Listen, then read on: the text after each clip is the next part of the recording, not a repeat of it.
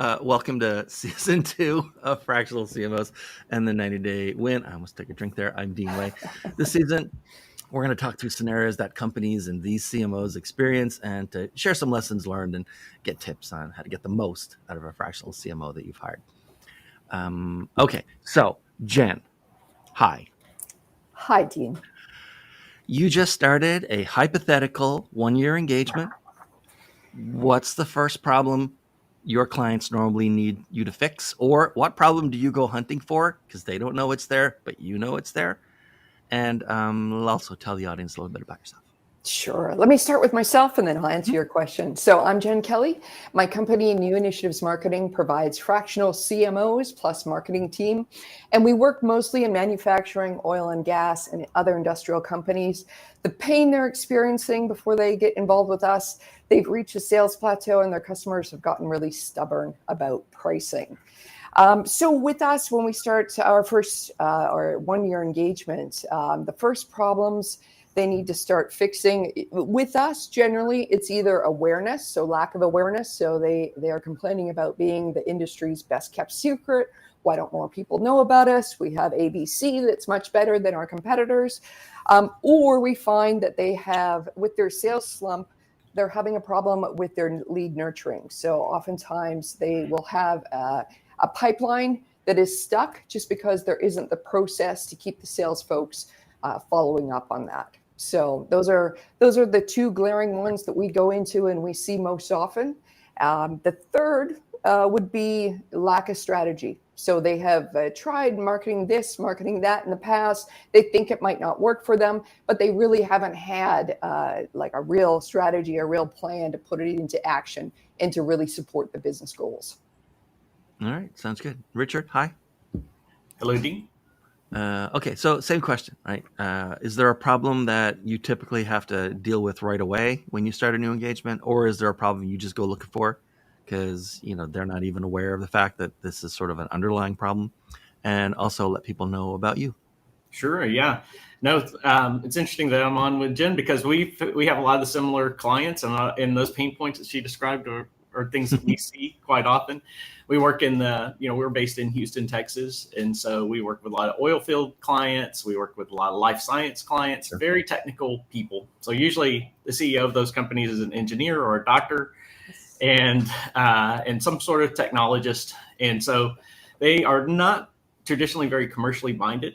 We always like to say PhD stands for perpetually halting deals. Mm-hmm. And we work with a lot of PhDs and a lot of those things, best kept secret, see it all the time.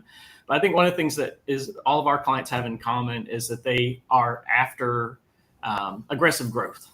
And so they are really looking for leads. They are looking to get their name out there. They are really want to drive revenue with their organizations. And so that's really what we hold ourselves accountable to, is that revenue growth. We always say that that's why they hire us and that's why they fire us. But one of the things that we see with these technical companies, other than low brand awareness, is that a lot of times their systems and processes are not set up to do lead capturing, right? They have a crappy website that doesn't show up on search, that does not have appropriate lead forms. They have no content to drive some sort of lead generation campaign, and they really struggle with that stuff. So that's usually what we anticipate when we go into an engagement, is that we're going to have to fix all that foundational stuff. And sometimes, that foundational stuff can take a lot longer to fix than other things, right? So if they've got a homegrown CRM or some kind of sacred cow CRM that they can't get, that has to stay there, and you have to figure out how you're going to work the other sales components around that, that can take a little while. Or sometimes, I'll throw a Texasism at you. Sometimes with their website is so bad, sometimes you need to burn down the barn to get rid of the rats, and sometimes you don't. And sometimes it's a burn down the barn situation, and we have to start from scratch with their website, and especially in that industrial B2B space. Those guys have, maybe their website is, circa 2001. It just needs to be totally nuked. And so, yeah, those are the kind of things we're looking for is, what are the things that are going to keep us from reaching that revenue, and then help that client to understand those things and to understand and manage their expectations, right? We just can't just turn on the leads sometimes when we have to fix all those foundational elements. Okay. So Richard, let's stay with this for a second. So you're now like, we're a little bit in and you're working with this client. Besides sharing information that you need, there's no point in hiding things from a fractional CMO. Besides sharing that, like, how does a CEO or how does an executive leadership team like get maximum value from a fractional CMO that they've hired? Or if you prefer to answer it this way, how do they typically waste that money?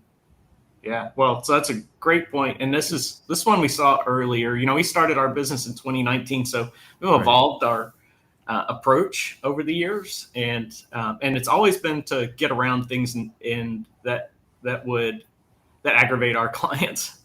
And one of the things that we insist upon in every engagement is that the CMO has a seat at the management table.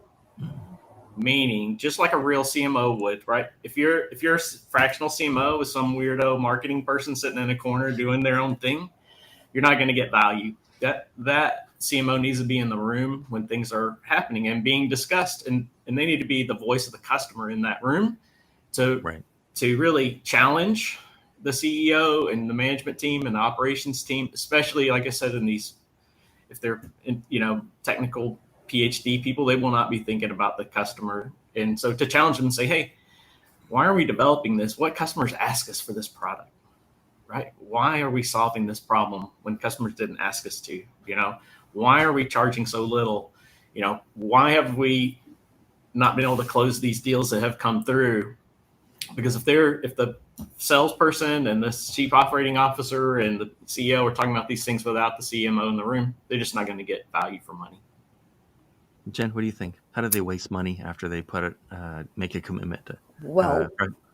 Wasting money. Well, I was going to take the other route, right? You're the positive side. The more positive side, How do they squeeze every last penny of value then out of that? Well, so it's going to be a team effort for sure. And like Richard said, the seat at the table. So I think what first of all has to be acknowledged by the fractional CMO is you're probably going into a situation where they have never had a marketing team before. Right.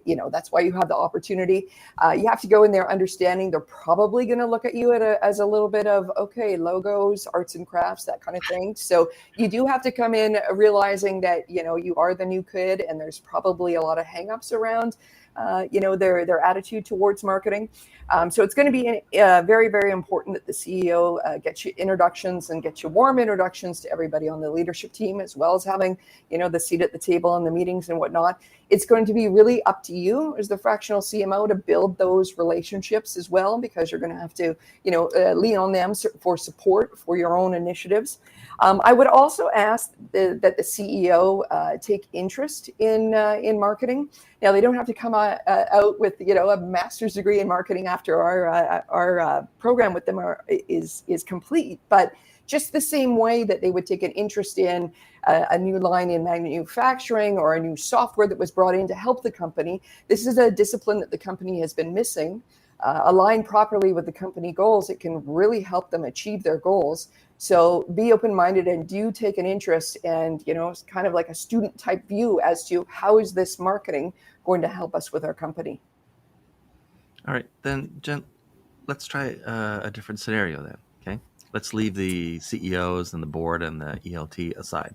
All right, a friend or colleague of yours has just become a fractional CMO, and they just landed their first client. So they're about to walk into a situation where there's an existing marketing team. It's not marketing leadership, but there's mid and junior people. What sort of like first or two lessons or pieces of advice would you give a fractional CMO sort of walking into an existing marketing team who's, they all know each other and maybe they've been working together for years? Yeah. To be aware that they may have their back up again about it. They may think, so one of those people on the marketing team may actually think, like, I should have been CMO. Why did I get bypassed for this? So I do think you have to be ready for some of that, people to have their backup, or, afraid you're going to come in and wipe out all their jobs and do something drastic. But I also think on the positive side, you will be welcomed with some open arms. I mean, with some, if there is the lack of leadership in that department for the juniors, they're probably, relieved to have someone to go to have some direction about what to do, or who really understands, some of the projects that they are running. So I would go in there understanding you have this team that you do have to nurture in order to help you get done what you need to get done with your strategy, but also do understand there's probably going to be some apprehension there that it's going to be up to you to smooth over. I heard once from someone who works in marketing, and they'd brought in it's an interim CMO, because someone, right? So they weren't quite sure. So technically fractional, but I said, like, was there any difference? He says, honestly, the main difference is I only had one boss now instead of three. It was really nice. Because the head of sales would come in, or CEO. I was like, okay, all right. Now I have one person, and only one person is going to be telling me, and I only have to talk to one person. It's fantastic. Richard, so what do you think? Like, what advice would you pass along if someone's about to walk into, and possibly the first time they've ever had like a CMO level person walk into an existing marketing team, whether that's one person or 20 people? Sure. I would say, for the CMO, my advice would be the boss. And, sometimes it's hard when you come in and you're not a full-time employee of that company, and you're learning the ropes and all those kinds of things, because you're going to have to explore, you're going to have to lean on those internal resources to understand that business. And they're going to know more about the company and the politics of the company and all those things. But at the end of the day, you're the CMO. Everything, you're accountable for everything marketing, and you're the boss. And you need to evaluate those employees like you would if you're a full-time CMO, and understand that. And to Jen's point, we've seen this a lot, in our clients. I could tell we work with the same kind of clients, is that, a lot of times you're the first boss they've had in that company that understands the marketing métier. And they're like, wow, thank God somebody that understands how this stuff works can hear me out. And they're going to do that. And I think, for those employees, it's really a good spot for them to be in, because they have an opportunity to really grow and then work with somebody who is going to help them, get maybe sometimes they had great ideas and they just weren't being heard by the engineers and the PhDs that were their bosses. And they need to hear those things, and having somebody in that role that can be supportive of them, it's really powerful. Other times we've come in and the CEOs told us, look, this is a total house cleaning situation. Like, we don't know how this got in such a bad situation, but we really need to go in there and evaluate the team and tell us who should keep and who should not keep. And, those are your marching orders. And, sometimes we've been pleasantly surprised in those situations that actually it was the leader that was the problem, and the people are pretty good. And other times you go in there and it's like, sorry, we probably want to start from scratch, and we'll help you start recruiting the people that we need. Well, then that's excellent. Then let's invert that. Excellent lead-in, so you're the full-time employee who's working on the marketing team. Okay, new scenario. You just found out that the company is hiring or bringing in a fractional CMO. You went to Google to find out what a fractional CMO was. And so now you kind of understand it. So what are your first couple or three moves as that employee in those first days when that fractional CMO shows up? So I think in that situation, you need to be able to get ready to learn and get ready to collaborate with that person, get ready to help that person. They're going to come to you with questions. They're going to want to know about the organization. They're going to know about the politics. How do we do things around here? What's the culture like? Be supportive of them in that situation. And then also be ready to learn, because you're going to probably, one thing that you can always count on with a fractional CMO is that they have worked in multiple industries. They've got lots of tricks up their sleeve. Right. They've kind of seen things that you probably have not seen as that employee, especially a junior level employee or a mid-level employee. And get ready to learn and take your game to the next level. And then maybe one day you can be CMO when that person leaves. Yeah. Fractional CMO gigs are temporary, and when you leave, maybe you are the one that could be positioned to take the place of the FCMO when they leave.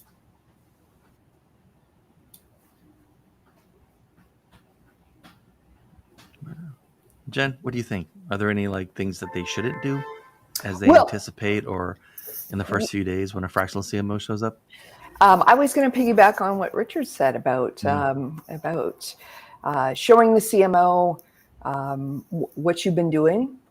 It would be a great time if you are a junior or mid-level marketing employee there, to be able to show the CMO, look, this company has, say for example, has not embraced email marketing, but I think could be some great ways here that we could really support the company. So it's kind of your chance to pitch your knowledge of what you know about marketing and what could help the company. Because that very well may be, wrapped into the strategy, and you have the green light to go ahead and do the things that you think should happen within the company, for sure.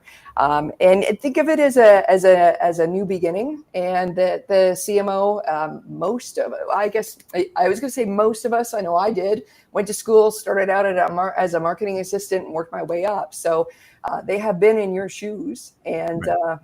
The chance to learn and really have a marketing leader there is really great. So do take advantage of it. And I would say they're not here to take away your job. They're here to get your support and help support you, involve the discipline of marketing in order to help that company grow. So really look at it as a positive thing. So Jen, I want to ask you what's often the most contentious question that we ask guests on the podcast, and it has to do with, you can either answer in your style, or if you have an opinion on whether everything should be like this, by all means let us know. But you tend to find, of the various ways that a fractional CMO engagement can be sort of structured and played out, two of those are, it's a little bit drip drip drip marathon kind of thing, or it's a sprint, the end date and you're there for a period, right? And you just, to the sprint. What do you think? What do you prefer? Or what do you think is best overall, either a marathon engagement or a sprint engagement? Well, let me answer you the way that Richard answered just before we press record, which is it depends, right? I was going to say also too, these days those marathons are getting faster, right? So I mean, yeah, come on.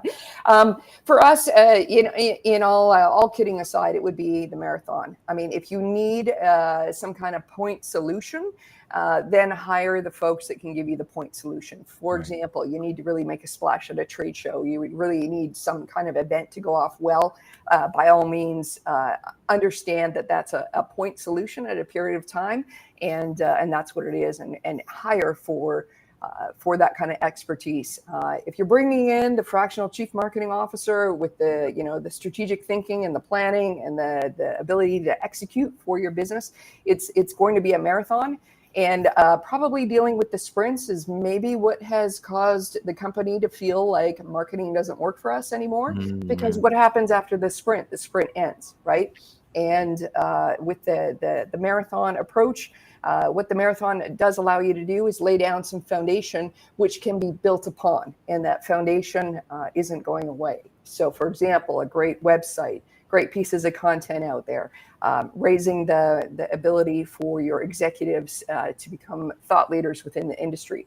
All of that can be built upon each other, and that can only be done if you take a marathon attitude to it. Now, that doesn't mean there isn't deliverables and analytics and goals to look at every month, but it certainly means that it's a longer term engagement. Richard, what do you think? We've done both. So and it depends on the situation. Sometimes we work closely with private equity, and sometimes they are really getting a company ready to sell, and it's always a multiple of EBITDA. So they bring us in to pump up the EBITDA.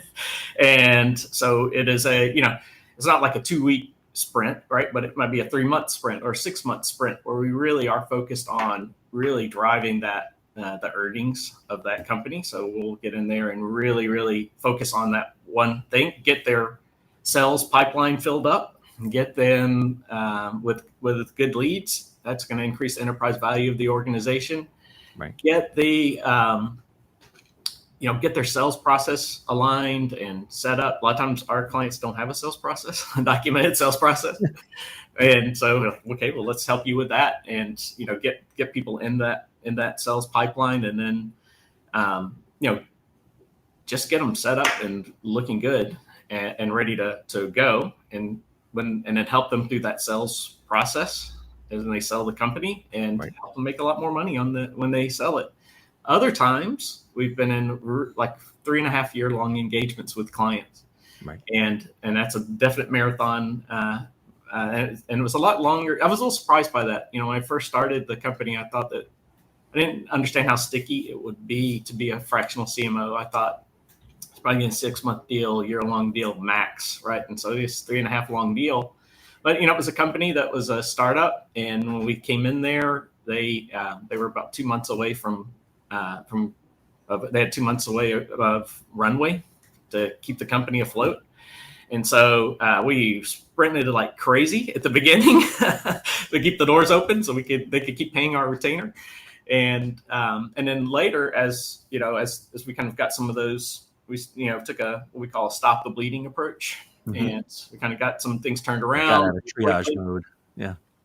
And then but then that turned to be a really long time, and we actually went to the CEO of the company, and I said, look, you guys are a $60 million company now, with great margins. You need to hire a full-time CMO. I will help you find that person. I'll recruit them. I'll interview them. I'll ride beside them with the hand on the bicycle seat until they feel comfortable, and all that. And he said, Richard, look, we got a lot of problems in this company, and finally, for once, marketing is not one of them.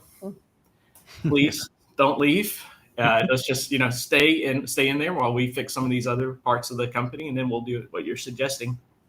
And I think that was a real eye-opening event to me, and it was good. And I think from my advice to fractional CMOs, if you find yourself in that situation, it's time to go up on your rates and your retainer, and and be commiserate with that value you're creating, because obviously they see a lot of value in what you're doing. Yeah, I'm not a fractional CMO, right? So I'm what's called like a top of funnel copywriter. I write the first thing prospects ever see. It's my job to sort of get them interested.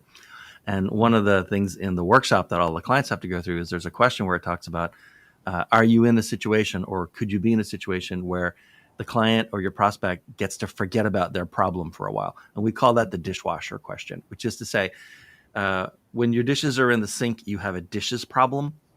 And after the dishes are clean, you have to take them out of the dishwasher. So you kind of have a dishes task. But while the dishwasher is working, you don't have a dish problem anymore. Right. Yeah. And like nobody can completely obliterate a problem. But is there, how do you let them forget it, like take over and solve so that they don't have to they don't have a dish problem anymore. Right. And what you just said is kind of similar. Like, OK, we no longer have a dish problem that is marketing. So if we're going to go clean floors now, right, and deal with other stuff and take out the garbage, because all of a sudden marketing is being handled, right, and that's very valuable to a lot of clients. Right? That's a peace of mind that they don't get. They know it's temporary, but they don't get it, forever.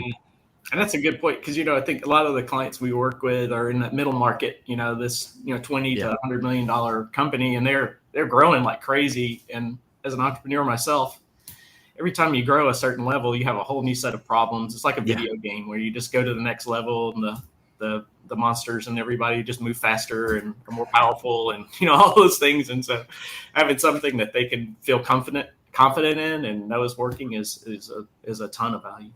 Someone told me recently, I asked how's it going? And they said, Dean, I don't have any problems that money couldn't fix. And I feel really lucky about that.